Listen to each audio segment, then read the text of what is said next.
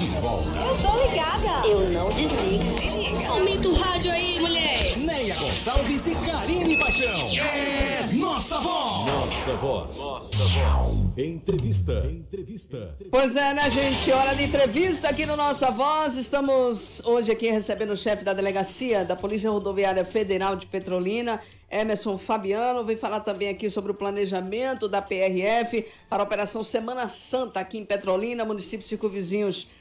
Emerson, muito bom dia. Seja bem-vindo aqui ao Nossa Voz. Bom dia, Neia.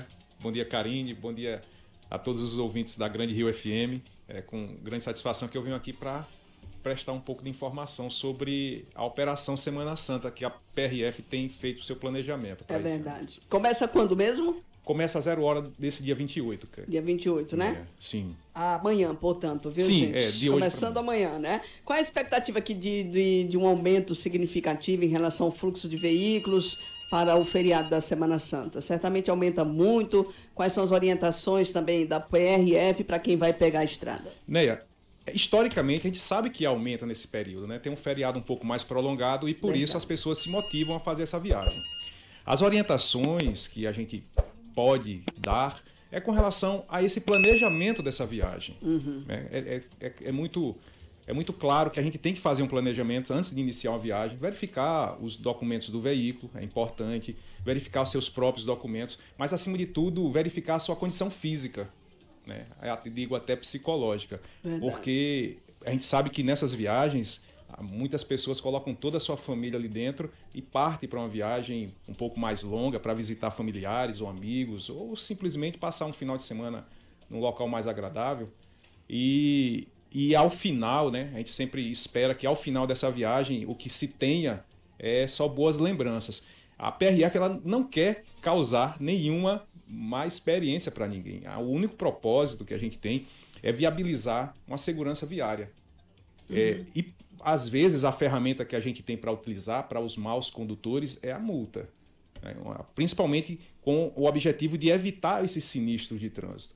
As ultrapassagens proibidas elas vão ser muito cobradas, a gente vai fiscalizar com muita intensidade, porque a ultrapassagem proibida é uma das infrações que mais causa acidentes graves e que promovem um aumento nas lesões desses acidentes, desses sinistros, né? Uhum. Então, a ultrapassagem proibida, de forma alguma, perde o que você ganha às vezes para fazer uma ultrapassagem num local proibido é mínimo tempo e o risco que você se expõe é muito grande. A velocidade é outra importante componente de sinistros graves, porque ela tanto causa como ela aumenta as lesões no caso de um sinistro. Uhum. E você consegue evitar se você tiver com uma velocidade mais reduzida.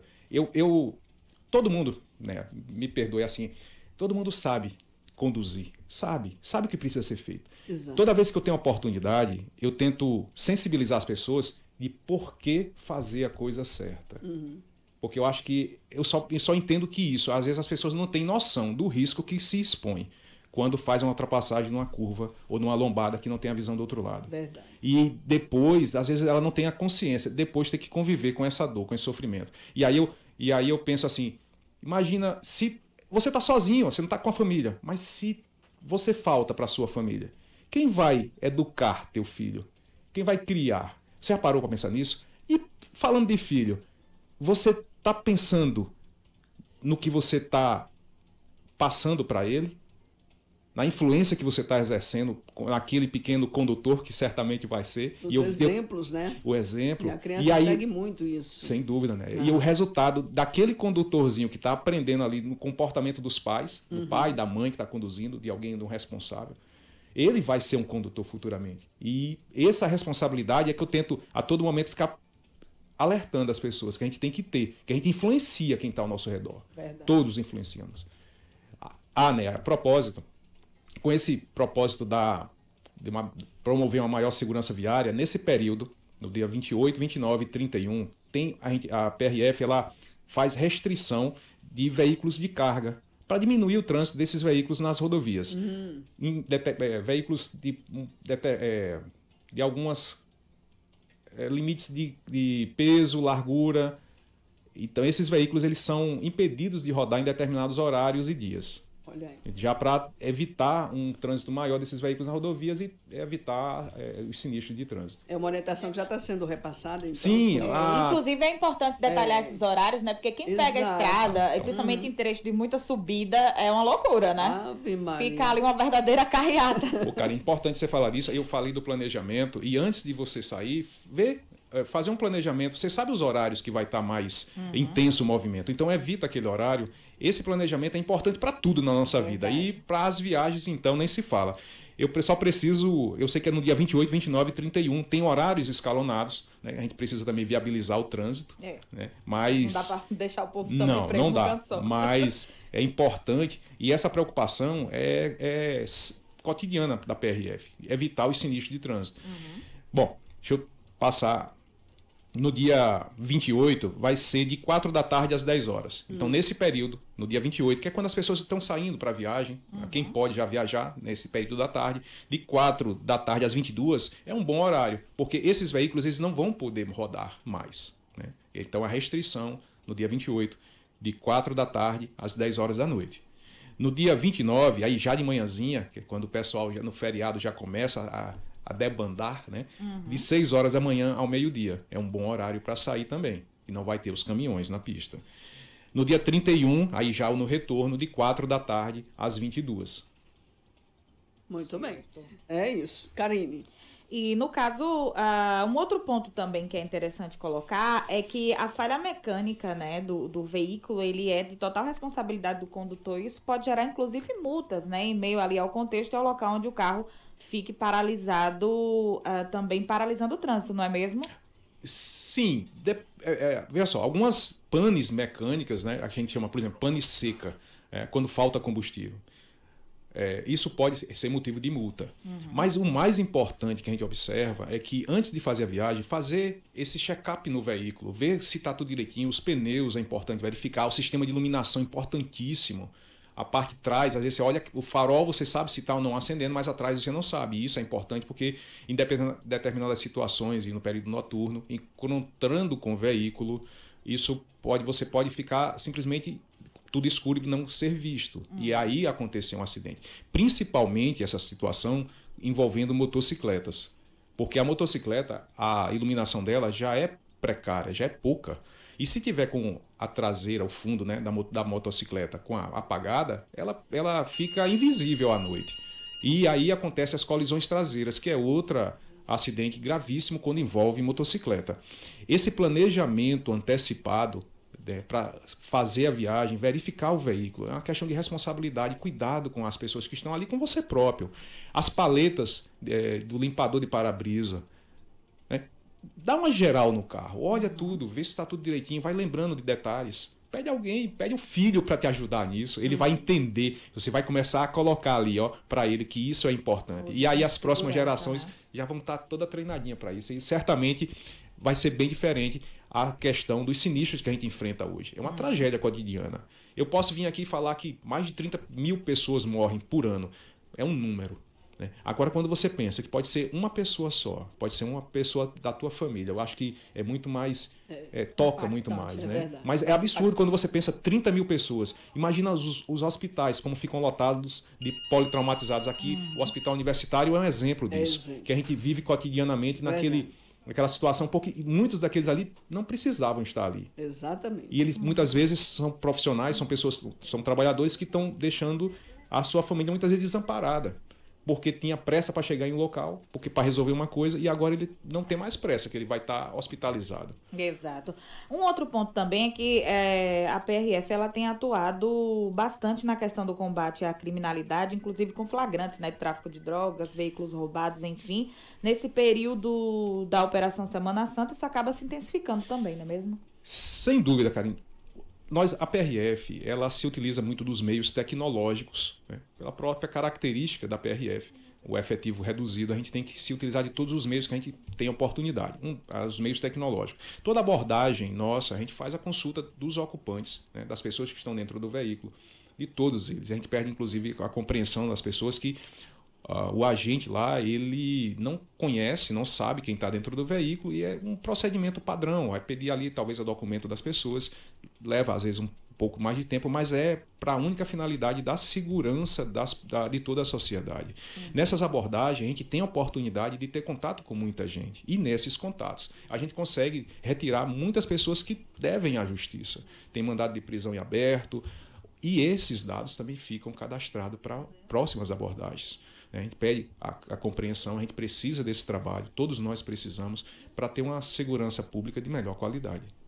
Estamos aqui na linha com o Jorge Gomes, Jorjão, lá do Alto da Boa Vista. Ele quer fazer também aqui um questionamento ao chefe da Delegacia da Polícia Rodoviária Federal, Emerson Fabiano, aqui no estúdio. Jorge, bom dia. Jorjão, seja bem-vindo. Bom dia, Néia. Bom dia, Karina. Bom dia ao chefe da Polícia Federal, senhor Emerson. Eu queria agradecer também, né, pelo seu programa, pelo grande, brilhante trabalho que você faz junto à imprensa, e você é uma das maiores lideranças da nossa região. Inspetor, eu queria que o senhor me orientasse, me ajudasse no sentido que eu, há 3 meses atrás, vinha com problema de saúde na BR, sentido da Grande Petrolina, e eu vinha com a diarreia muito forte, do qual tem um problema intestinal. E aí eu doido para chegar a um posto para poder me resolver meu problema. E eu ultrapassei numa faixa de ultrapassagem não permitida. E conscientemente eu fiz sabendo que estava errado. Sou consciente disso. Eu sei que a gente tem pressa de chegar numa situação como essa, né? Está com um problema intestinal. Mas às vezes é melhor você parar no acostamento, descer, ir no mato e tentar resolver do que você se expor a esse risco. Me perdoe, Jorjão, mas é que toda abordagem que a gente faz, que a PRF, a gente é orientado a informar o usuário, a orientar. E aí você me trazendo um caso como esse, eu preciso orientar também. Eu me sinto no compromisso. Com relação à multa, Jorge, existe hoje o advento da carteira digital, né, da CDT, carteira digital. E nela tem a possibilidade de você, inclusive, fazer o reconhecimento da infração, como você demonstra, né? Que tem esse conhecimento, que você tem a ciência que foi a infração que cometeu. E isso aí já, por si só, eu acredito que já atinge, de certa forma, um objetivo, que é não cometê-la mais. E nesse advento da carteira digital de trânsito, você tem a possibilidade de, reconhecendo a infração, fazer o pagamento dela com um desconto de 40%. Já ajuda bastante. É só entrar na carteira digital de trânsito e fazer a opção pelo desconto do 40%. É simples, tem que ver se o órgão... E a PRF está cadastrada, ela tem o convênio e aí é tranquila. Aí eu acho que vai ajudar bastante. José Ribeiro, aqui do Bela Vista, quer fazer também um questionamento? Pois não, José? Oi, Néia. Muito bom dia a todos os seus ouvintes aí, nossa voz. Desejar nosso feliz espaço aí para todos. E deixar os questionamentos aí ao inspetor da PRF, né? Coati, Bela Vista, Cosme Damião, que nós temos entrada frontal com a BR-407, né? E horizontal, no caso, como queira. É cotidiano acidentes aqui nessas entradas. Hoje mesmo, até a Polícia Militar esteve envolvida ali num acidente com uma moto, né? E a gente está preocupado, que a gente vê esses acidentes cotidianamente, né? A gente já pediu uma zombada ao DENIT na entrada aqui do Cosme Damião até hoje, não houve a sinalização por faixa de pedestre, enfim, está em andamento a obra, a desculpa fazer. Mas isso já vai há um bom período causando acidente, né?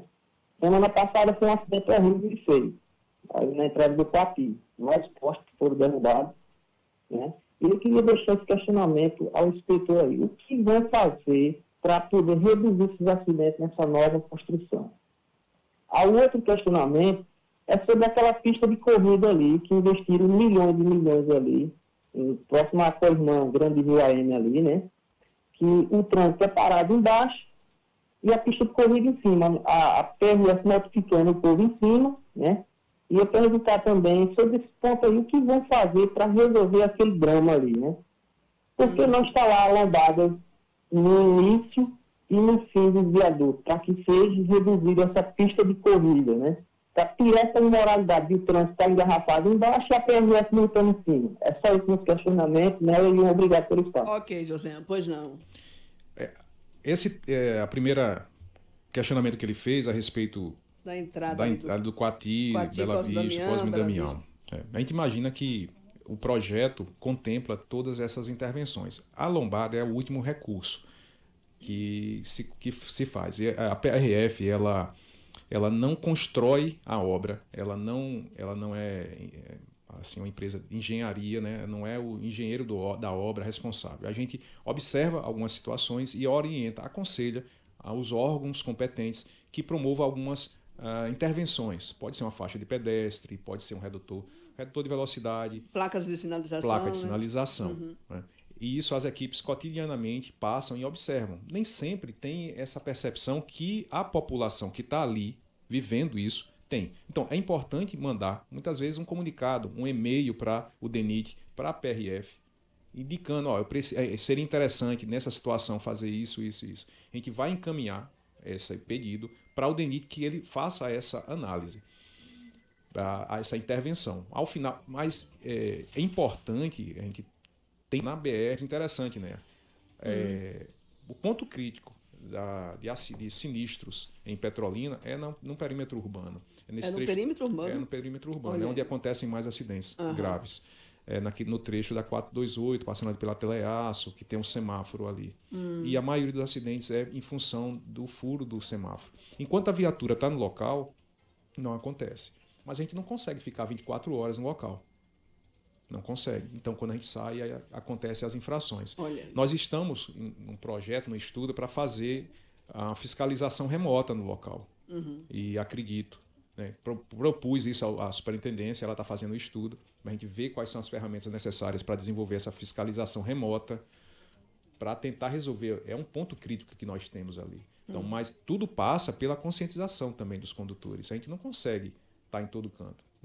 Tem que... Aquele viaduto lá da 7 de setembro, ele falou da velocidade em cima, embaixo, né, o congestionamento, mas motoristas que também estão em alta velocidade. Qual o limite lá da 60, né? 60? 60. Lá em cima, né? Sim, no viaduto. 60 quilômetros.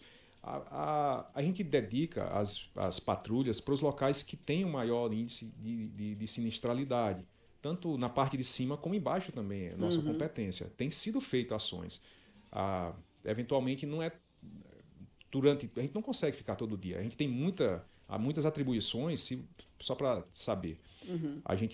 Nosso trecho de circunscrição aqui em Petrolina, da delegacia, além de Vidiorocó até o limite com Piauí, ali a Frânio, nós vamos pegar todo esse trecho do perímetro urbano de Petrolina, né, tem um trecho grande de rodovia federal que é perímetro urbano, e vai até Juazeiro, corta Juazeiro, também, a né? ponte, vai até o presídio, até o quilômetro 10. Chega até o presídio. Vai.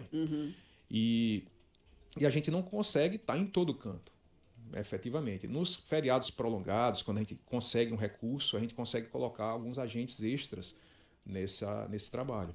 Mas não consigo isso todo o tempo. Verdade. Para fechar aqui, Leuda Carmen, está lá no Padre Cícero. Bom dia, Leuda. Leuda, lá da Rua das Graças, não é isso, querida? Bom dia, seja bem-vinda também aqui ao Nossa Voz. Muito obrigada, uma feliz Páscoa para você. Para você também, fica à vontade. A minha pergunta ao inspetor é provocar, na verdade, uma faixa de pedestre aqui, né, na BR-428, né, aqui na altura do Zé Matuto, aqui bem próximo da PRF, né? Nós não temos ali uma faixa de pedestre, a gente que mora aqui entre esses bairros, Vila Marcela, loteamento, esse Padre Cícero aqui, né? A gente, né, clama por uma faixa de pedestre. Aí eu queria saber do inspetor o que é que ele pode fazer por nós, né, com relação a essa faixa de pedestre, que está muito perigoso aqui, principalmente no horário de pico. A gente que trabalha, que tem que atravessar para pegar uma van do outro lado, né, ou seja, de um lado ou outro, a gente corre o risco, né, de um acidente muito grave. Eu acho que é de conhecimento deles também, é só para reforçar, né, essa solicitação, que eu acredito que é necessário. Ok, muito obrigada. Leuda Carmen, quem pergunta. Feliz Páscoa, Leuda, para você também. Eu conheço ali, e no projeto da rodovia foi instalada uma faixa de pedestre um pouco, né, no caso quem vem do centro Petrolina sentido Lagoa Grande, um pouco antes, inclusive vai ser implantado, já está na fase de teste, o redutor de velocidade. Eu não conheço o estudo técnico que foi feito para colocar a faixa naquele ponto. né? O que a gente pode sugerir é que seja relocado. Eu não sei a possibilidade de ser feito isso, mas relocar de onde está. Ela foi colocada, na verdade eu até entendo o que foi. Como é antes da rotatória, foi colocada a faixa de pedestre, porque você já promove uma redução de velocidade na rotatória. E ali foi oportunizada a passagem das pessoas. É aproximadamente 100 metros, entre 50 e 100 metros do local que ela está indicando. Naquele local, que ela imagina que seria um bom local, é uma faixa mais larga.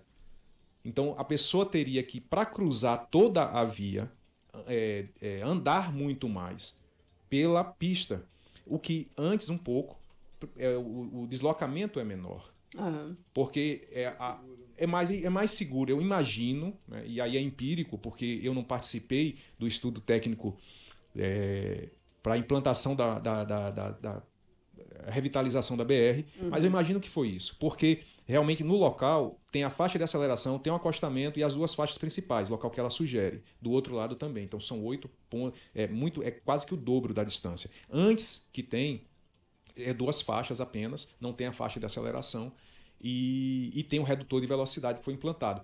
O que é que eu faço? Sugerir ao engenheiro, Dr. Anderson, que é muito acessível, fazer um e-mail para ele, sugerindo talvez a relocação daquilo ali, ver se é viável, né, dentro das normas técnicas, que ele também está restrito e limitado a essas normas. Oséias da Silva aqui do Parque São Gonçalo. Oséias, bom dia, seja bem-vindo, querido. Oi, Oséias. Acho que caiu, né, Oséias? Volta a ligar, Oséias da Silva. Vamos fechar então aqui também com a Karine, pois não, Karine? Isso. Falando também esse período de Semana Santa, há quem faça toda a questão, né, do posicionamento religioso, enfim, siga os preceitos católicos, mas há também quem utilize como desculpa para aumentar o consumo de vinho, enfim. Falando nisso, como é que está a questão dos índices de alcoolemia aqui na área de cobertura da PRF aqui de Petrolina? E também reforçar, né, para os nossos ouvintes a questão do risco e as consequências relativas a esse tipo de situação, com o flagrante, ou até mesmo, né, a questão dos riscos que a pessoa se expõe e expõe aos outros quando utiliza dessa prática. Néia, a gente não proíbe que ninguém beba, a gente só fiscaliza se estiver conduzindo. Sim. Então, toda a fiscalização da PRF, a orientação para os nossos agentes é que faça o teste do etilômetro. E sendo toda abordagem. Toda abordagem para fazer o teste do etilômetro. Durante o dia, às vezes, mas uma hora dessa, e acredite, acontece de manhã ter pessoas que consumiram álcool. É impressionante. Ou que não dormiram ainda, né? É possível Pode também. Ter virote, né? Pode sim, e é impressionante. Então, essa é a orientação. Essa é a orientação. E você pode estar sujeito a ser fiscalizado. E a multa, ela beira os R$3.000. 9 da manhã já foi? Mas é isso, porque a intenção é que a pessoa entenda que a qualquer momento pode ser fiscalizado. Porque o consumo do álcool, ninguém discorda que ele influencia no comportamento da pessoa. Todo mundo entende isso, né? Concordamos com isso. Então, não tem como compatibilizar álcool e direção. Toda a fiscalização a gente submete ao teste do etilômetro. A multa é quase R$3.000.